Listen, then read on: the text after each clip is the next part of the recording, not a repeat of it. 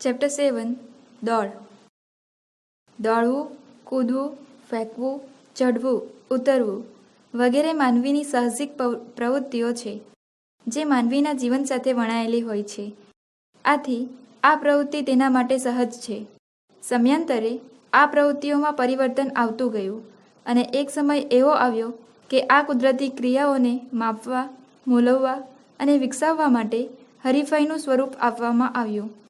આ પ્રવૃત્તિઓની સ્પર્ધા યોજવાનો મુખ્ય હેતુ સ્પર્ધા દ્વારા આનંદ અને સાહસિકતાના ગુણો વિકસાવવા માટે શરીર સૌષ્ઠવ કેળવવાનો છે. દોડવાની પ્રવૃત્તિઓ આમ જોઈએ તો ઘણા સમયથી જુદી જુદી રીતે સ્પર્ધાના રૂપમાં જોવામાં આવતી, પરંતુ પ્રાચીન અને અર્વાચીન ઓલિમ્પિકમાં ખેલકૂદ પ્રવૃત્તિને વિશેષ મહત્ત્વ મળેલ, જેને કારણે આ પ્રવૃત્તિઓ જુદા જુદા સ્તરે યોજવાની શરૂઆત થઈ અને ત્યારબાદ આંતરરાષ્ટ્રીય સ્પર્ધાઓમાં તેને મોખરાનું સ્થાન મળેલ છે. આ દોડ વિશે વિગતવાર માહિતી મેળવીએ. લાંબા અંતરની દોડ એટલે કે 3000 મીટર. લાંબા અંતરની દોડ પ્રમાણમાં વધારે સહનશક્તિ માંગી લેતી દોડ છે, જેમાં 5000 મીટર અને 10000 મીટર દોડનો સમાવેશ થાય છે. પરંતુ ધોરણ 11ના બાળકોની ઉંમર અને શક્તિને ધ્યાનમાં લઈને 3000 મીટર દોડને લાંબા અંતરની દોડમાં અહીં દર્શાવવામાં આવી છે. લાંબા અંતરની દોડના ખેલાડીઓનું શરીર પ્રમાણમાં પાતળું અને સશક્ત હોવું જોઈએ. તેઓ દ્રઢ નિશ્ચય શક્તિ અને આત્મવિશ્વાસવાળા હોવા જોઈએ. લાંબા અંતરની 3000 મીટરની દોડ વિશે વિગતે માહિતી મેળવીએ. આ દોડના મુખ્ય 3 અંગો છે. 1. પ્રસ્થાન, 2. દોડ કદમો, 3. વિજય રેખા ઓળંગ. 1. પ્રસ્થાન. સામાન્ય રીતે લાંબા અંતરની દોડમાં શરૂઆત કરવા માટે ખડા પ્રસ્થાનનો ઉપયોગ કરવામાં આવે છે. આ પ્રસ્થાનમાં ખેલાડી બંને પગ વચ્ચે અનુકૂળતા પ્રમાણે અંતર રાખી મજબૂત પગ પ્રસ્થાન રેખાને સ્પર્શે નહીં એ રીતે પ્રસ્થાન રેખાની પાછળ શરીરનું મોટાભાગનું વજન મજબૂત પગ પર રાખશે. બંને હાથ દોડની ક્રિયાની સ્થિતિમાં. શરીર આગળ તરફ સમતોલન જળવાઈ રહે તેટલું ઝૂકેલું અને નજર દોડ ગલીમાં આગળ રાખવામાં આવશે. મનને એકાગ્ર કરી સ્પર્ધા તરફ કેન્દ્રિત કરી ક્લેપર કે પિસ્તોલનો અવાજ સાંભળતા જ દોડવાનું શરૂ કરશે. 2. દોડ કદમો. દોડ કદમોને 3 ભાગમાં વહેંચી શકાય છે. અ. શરૂઆતના કદમો. આ દોડમાં શરૂઆતના કદમો ટૂંકા અને ઝડપી હોય છે. બ. અંતરાળ કદમો. સામાન્ય રીતે ટૂંકી અને મધ્યમ દોડમાં લેવામાં આવતા અંતરાળ કદમો જેમ જ આ કદમોમાં શરીરની સ્થિતિ રહે છે, તેમજ દરેક કદમ વખતે 2 કદમ વચ્ચેનું અંતર વધતું જાય છે અને શરીરનો ઝુકાવ ઓછો થતો જાય છે. ક. ઝડપી કદમો. લાંબા અંતરની દોડમાં સૌથી ઝડપી કદમો ઓછામાં ઓછી શક્તિનો વ્યય થાય તે રીતે લેવાના હોય છે. શરીરના સ્નાયુ જકડાયેલ ન રાખતા કુદરતી સ્થિતિમાં કે ઢીલા રાખવા જોઈએ. કદમો તાલબદ્ધ હોવા જોઈએ. દોડતી વખતે નીચેની બાબતો ધ્યાનમાં રાખવી જોઈએ. 1. ધડ લગભગ 5 થી 9 અંશના ખૂણે આગળ તરફ ઝૂકેલું હોવું જોઈએ. 2. હાથની ગતિ મધ્યમ દોડ કરતાં મંદ રહે અને હાથ મુક્તપણે આગળ પાછળ જાય તેમજ ખભાના સ્નાયુઓ ઓછામાં ઓછા ખેંચાય તે રીતે ઝોલા આપવા જોઈએ. 3. હાથની સ્થિતિમાં હાથ કોણીમાંથી લગભગ કાટખૂણે વાળેલા હોવા જોઈએ. 4. હાથની ગતિ અને ધડનું વહન એવી રીતે થવું જોઈએ કે શ્વાસોચ્છ્વાસની ક્રિયામાં અંતરાયરૂપ ન બનતા તેમાં સરળતા રહે. 5. કદમોની લંબાઈ મધ્યમ દોડ કરતાં ઓછી રહે તે રીતે હોવી જોઈએ. કદમો સતત અને તાલબદ્ધ હોવા જોઈએ અને આપમેળે પડવા જોઈએ. 3. વિજય રેખા પસાર. લાંબા અંતરની 3000 મીટરની દોડમાં વિજય રેખા પસાર કરવા માટે ખેલાડીએ પોતાની તમામ શક્તિ ખર્ચી નાખવી જોઈએ.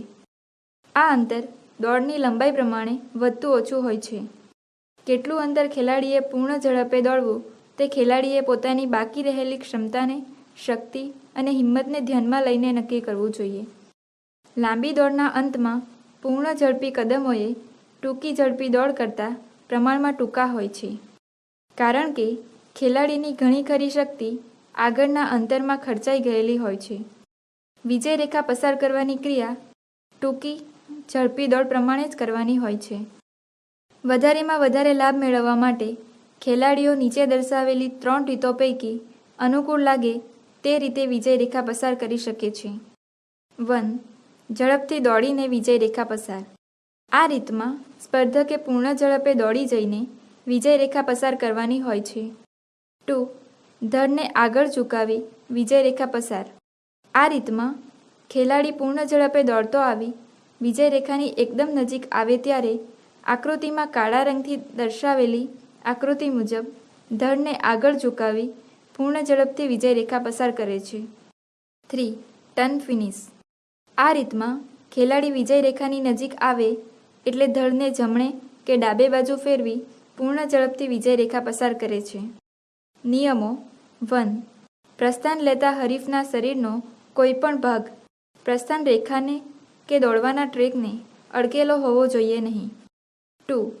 હરીફે પિસ્તોલ અથવા ક્લેપરના અવાજ સાથે જ દોડવાનું શરૂ કરવાનું હોય છે.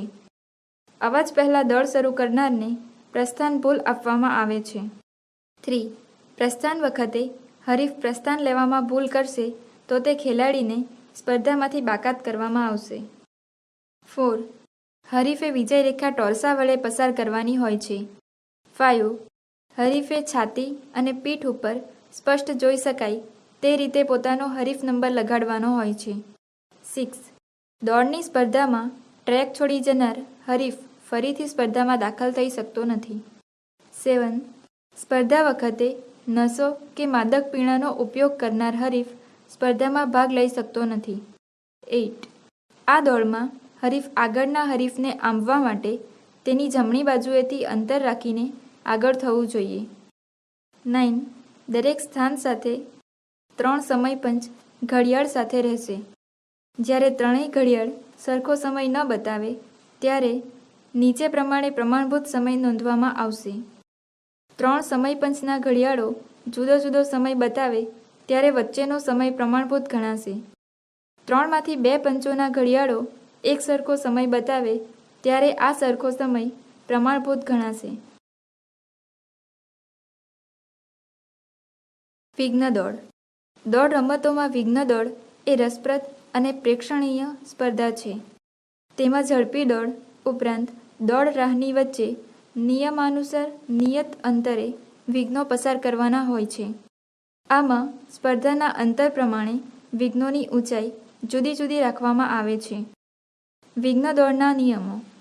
મુખ્યત્વે સ્પર્ધા માટે અંતર નીચે પ્રમાણે હોય છે. પુરુષો માટે 110 મીટર અને 400 મીટર, સ્ત્રીઓ માટે 100 મીટર અને 400 મીટર.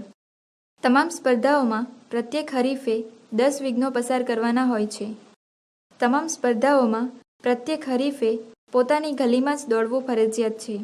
જો કોઈ હરીફ અન્યની ગલીમાં વિઘ્ન ઓળંગે, તેનો પગ વિઘ્નના આડા પાટિયા નીચે લગાવે કે ઈરાદાપૂર્વક હાથ કે પગ વડે વિઘ્ન પાડી નાખે તો તેવા હરીફને સ્પર્ધામાંથી બાકાત કરવામાં આવે છે. સ્પર્ધા દરમિયાન કોઈ હરીફનો પગ ઉપર દર્શાવ્યા સિવાયની આકસ્મિક સ્થિતિમાં વિઘ્નને અડકે અને વિઘ્ન પડી જાય તો તે સંજોગોમાં હરીફને સ્પર્ધામાંથી બાકાત કરવામાં આવતો નથી. ઉપરાંત તેણે જો નવો આંક સ્થાપ્યો હોય તો તે આંકને સ્વીકારવામાં આવે છે. વિઘ્ન દોડની સ્પર્ધામાં જે તે ગલીમાંના તમામ 10 વિઘ્નો આંતરરાષ્ટ્રીય ખેલકૂદ મહાસંઘમાં સ્વીકૃત માપ, વજન અને ધોરણસરના હોય તો જ નવો આંક વિક્રમ સ્વીકારવામાં આવે છે. 100 મીટર અને 400 મીટરની દોડ સ્પર્ધાઓના પ્રસ્થાન અને વિજય રેખા ઉપરના તમામ નિયમો વિઘ્ન દોડની સ્પર્ધાઓ માટે પણ લાગુ પડે છે. મેદાન. વિઘ્ન દોડની સ્પર્ધામાં 400 મીટરના ટ્રેક ઉપર નિશ્ચિત અંતરે વિઘ્નો ઊભા કરીને યોજવામાં આવે છે. દરેક ગલીમાં 10 વિઘ્નો નીચે કોષ્ટકમાં દર્શાવ્યા મુજબના અંતરે ગોઠવવામાં આવે છે. દોડ માર્ગ પર ટ્રેકની ગલીમાં વિઘ્નના જમીન પર ટેકા સ્પર્ધકની આવવાની દિશામાં રહે તેમ વિઘ્નો ગોઠવવામાં આવે. વિઘ્નના માપ. વિઘ્નની ઊંચાઈ પુરુષો માટે 110 મીટરમાં 1.067 અને સ્ત્રીઓ માટે 100 મીટરમાં 0.840 મીટર રાખવામાં આવે છે. વિઘ્નની પહોળાઈ વધુમાં વધુ 1.20 મીટર હોય છે. વિઘ્નનું કુલ વજન 10 કિલોગ્રામથી ઓછું ન હોવું જોઈએ. વિઘ્ન દોડની શૈલી 100 મીટર અને 110 મીટર. 1. પ્રસ્થાન. સામાન્ય રીતે ટૂંકી ઝડપી દોડની માફક જ ચોપકું પ્રસ્થાન લેવામાં આવે છે. તેમાં મધ્યમ પ્રસ્થાન અનુકૂળ રહે છે. 2. પહેલા વિઘ્ને પહોંચવું. પ્રસ્થાન પછી દોડ શરૂ કરતાં પૂર્ણ ઝડપે લેવાતા 8 થી 10 કદમોએ ખેલાડી પહેલા વિઘ્ને પહોંચશે. 3. પ્રથમ વિઘ્ન પસાર. ખેલાડી પ્રસ્થાન રેખાથી કદમોની ગોઠવણી એવી રીતે કરશે કે પ્રથમ વિઘ્ન પાસેનું છેલ્લું કદમ મુખ્ય પગે આવે અને તે જ પગે વિઘ્ન પસાર માટે પગ ઠેક લેશે. આ વખતે મુક્ત પગ અને તેનાથી વિરુદ્ધ હાથને લંબાવશે. એ વખતે દોડનાર શરીરને દોડની દિશામાં આગળ નમાવશે તથા કમરમાંથી વળેલું રાખશે. જ્યારે તેનું શરીર વિઘ્ન પરથી પસાર થાય ત્યારે ખેલાડી પોતાનો ઠેક પગ ઘૂંટણમાંથી એવી રીતે વાળશે કે ઘૂંટણ અને પગની એડી વિઘ્નની ઊંચાઈએ જમીનને સમાંતર તથા ઘૂંટણ ધડને કાટખૂણે રહેશે. તેમજ ઘૂંટણ બહારની બાજુ આડો પસાર થશે. આમ ખેલાડી મુક્ત પગે ઉતરાણ કરે છે. અહીં મહત્વની બાબત એ છે કે ખેલાડીની ઠેકથી વિઘ્નના અંતર કરતાં વિઘ્નથી ઉતરાણનું અંતર ઓછું હોય છે. શરીર વિઘ્ન પરથી એવી રીતે પસાર થશે કે મુક્ત પગની જાંઘ વિઘ્ન પર નજીકથી પસાર થશે. અન્ય વિઘ્નો પણ આમ જ પસાર કરશે. 4. વચ્ચેના વિઘ્નો ઓળંગવા માટેના કદમો. જ્યારે હરીફ મુક્ત પગ પર ઉતરે છે ત્યારે ઘૂંટણમાંથી વળેલા મજબૂત પગને આગળ લંબાવીને મૂકે છે. ઉતરાણ પંજા પર કરે છે અને 2 વિઘ્નો વચ્ચેના કદમોની શરૂઆત થાય છે. વિઘ્નો વચ્ચેના ટૂંકા અંતરમાં આવા 3 કદમો અને વિઘ્ન વચ્ચેના લાંબા અંતરમાં આવા 7 કદમો ભરી દોડનાર બીજા વિઘ્ન પસાર કરવા માટે તૈયાર થાય છે. તેમાં ઠેક અને ઉતરાણ વચ્ચેનું અંતર છેવટ સુધી પહેલાંની માફક જ રહે છે. 5. મુખ્ય પગની ક્રિયા. હરીફ પ્રસ્થાન રેખાથી કદમોની ગોઠવણી એવી રીતે કરશે કે પ્રથમ વિઘ્ન પાસેનું છેલ્લું કદમ મુખ્ય પગે આવે. તે જ પગે વિઘ્ન પસાર કરવા માટે પગ ઠેક લેશે. જ્યારે હરીફનું શરીર વિઘ્ન ઉપરથી પસાર થાય ત્યારે હરીફ પોતાનો મુખ્ય પગ ઘૂંટણમાંથી એવી રીતે વાળશે કે ઘૂંટણ અને પગની એડી વિઘ્નની ઊંચાઈએ જમીનને સમાંતર તથા ઘૂંટણ ધડને કાટખૂણે રહેશે. તેમજ ઘૂંટણ બહારની બાજુ એવી રીતે વાળશે કે જેથી તે સરળતાથી વિઘ્ન ઉપરથી પસાર થાય. હરીફ પોતાના દોડ રાહ ઉપરના અન્ય વિઘ્નો પણ આ જ રીતે પસાર કરશે. 6. પાછલા એટલે કે મુક્ત પગની ક્રિયા. પ્રથમ વિઘ્ન નજીક આવતા વિઘ્ન પસાર કરવા મુખ્ય પગ વડે ઠેક લેશે. ત્યારે પાછલો એટલે કે મુક્ત પગ તથા તેનાથી વિરુદ્ધ દિશાનો હાથ આગળ લંબાવશે. શરીરને કમરમાંથી દોડની દિશામાં આગળ ઝુકાવશે. જ્યારે હરીફનું શરીર વિઘ્ન ઉપરથી એવી રીતે પસાર થશે કે પાછલા એટલે કે મુક્ત પગની જાંઘ વિઘ્ન પર નજીકથી પસાર થશે અને પાછલા એટલે કે મુક્ત પગ પર ઉતરાણ કરે છે. અન્ય વિઘ્નો પણ આમ જ પસાર કરશે. 7. હાથની ક્રિયા. હાથની ગતિ ટૂંકી મધ્યમ દોડ મુજબ રહેશે. હાથ મુક્તપણે આગળ પાછળ જાય છે. વિઘ્ન પસાર કરતી વખતે ખભાના સ્નાયુઓ વધુમાં વધુ ખેંચી ઝોલા આપી ઉછાળ શક્તિ મેળવે છે. પાછળનો હાથ કોણીમાંથી લગભગ કાટખૂણે વળેલા ને આંગળા ટૂંકી મધ્યમ દોડ મુજબ રાખવા જોઈએ. હાથની ગતિ અને દળવહન એવી રીતે થવા જોઈએ કે વધુમાં વધુ ગતિ મેળવી શકાય. 8. છાતી અને પીઠની સ્થિતિ.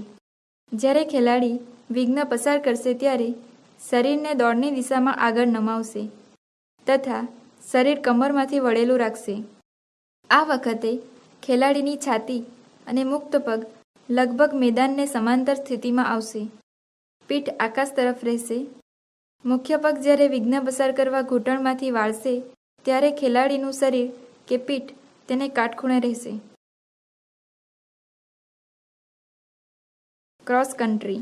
આ એક લાંબા પ્રકારની દોડ છે. દુનિયાના લગભગ બધા જ દેશોમાં પ્રચલિત છે. આ સ્પર્ધાત્મક દોડ દ્વારા વિવિધ પ્રકારના શારીરિક ક્ષમતાના તત્વો તેના દ્વારા વિકસાવી શકાય છે. જેમ કે ખેલાડીના શરીરમાં સ્ફૂર્તિ, નમનીયતા, સ્નાયુ શક્તિ, સહનશક્તિ તેમજ ફેફસાની શ્વસન શક્તિના વિકાસ માટે ઘણી જ ઉપયોગી છે. આ પ્રકારની દોડ ખુલ્લા મેદાનમાં, સડક ઉપર, વાંકા ચૂકા જંગલના રસ્તા ઉપર, નાની મોટી ટેકરીઓ ઉપર આ પ્રકારની દોડ કરવામાં આવે છે. દોડ માર્ગની રચના. ક્રોસ કન્ટ્રીનો દોડવા માટેનો માર્ગ શરૂઆત અને અંતનો લગભગ 1500થી 2000 મીટર સીધો હોવો જોઈએ, જેથી કરીને શરૂઆતમાં સ્પર્ધકોની અથડામણ ટાળવા અને અંતમાં અધિકારીઓને વિજેતા નક્કી કરવામાં સરળતા રહે અને સ્પર્ધક છેલ્લી દોડ ઝડપથી પૂર્ણ કરી શકે. દોડ માર્ગના વચ્ચેના ભાગમાં કુદરતી અડચણો જેવી કે ચઢાવ, ઢોળાવ, રેતી, પથરાળ જમીનનો સમાવેશ થાય છે. દોડ માર્ગ ઉપર જાહેર રસ્તા આવવા જોઈએ નહીં. નિયમો. 1.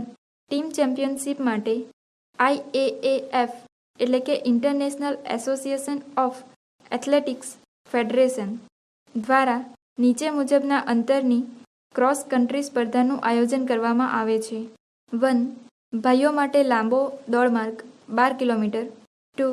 ભાઈઓ માટે ટૂંકો દોડમાર્ગ 4 કિલોમીટર. 3. ભાઈઓ જુનિયર 8 કિલોમીટર. 4. બહેનો માટે લાંબો દોડમાર્ગ 8 કિલોમીટર. 5. બહેનો માટે ટૂંકો દોડમાર્ગ 4 કિલોમીટર. 6. બહેનો જુનિયર 6 કિલોમીટર. 2. સ્પર્ધાની શરૂઆત પ્રસ્થાન રેખા ઉપર ટીમ સંખ્યા મુજબ ચૂના દ્વારા ખાના દોરવામાં આવે છે. દરેક ટીમના સભ્યો તેમના ખાનામાં એકબીજાની પાછળ ઊભા રહીને પ્રસ્થાન લેશે. લાંબી દોડમાં આપવામાં આવતા હુકમ મુજબ જ ક્લેપર કે પિસ્તોલના અવાજ કરીને પ્રસ્થાન આપવામાં આવે છે. 3. ટીમમાં ઓછામાં ઓછા 4 અને વધુમાં વધુ 8 સ્પર્ધકો હોય છે, જેમાંથી 6 સ્પર્ધકો જ સ્પર્ધામાં ભાગ લઈ શકે છે, જ્યારે ટીમ વિજેતા નક્કી કરવા માટે ફક્ત 4 જ સ્પર્ધકોના ગુણને ધ્યાનમાં લેવામાં આવશે. 4. આ સ્પર્ધા પૂરી કરનાર તમામ સ્પર્ધકોને વિજેતા ક્રમ આપવામાં આવે છે. વિજેતા ક્રમ એ તેમના ગુણ ગણાય છે. દરેક ટીમમાંથી 4 સ્પર્ધકોના ગુણનો સરવાળો કરવામાં આવે છે, જેમાંથી સૌથી ઓછા ગુણ પ્રાપ્ત કરનાર ટીમને વિજેતા ગણવામાં આવે છે. પછી ચડતા ક્રમમાં ગુણના આધારે વિજેતા ક્રમ આપવામાં આવે છે. વિજેતા ક્રમમાં ગાંઠ પડે તો જે ટીમના છેલ્લા સ્પર્ધકે મેળવેલ ગુણથી નજીક હશે તે ટીમ વિજેતા ગણાશે.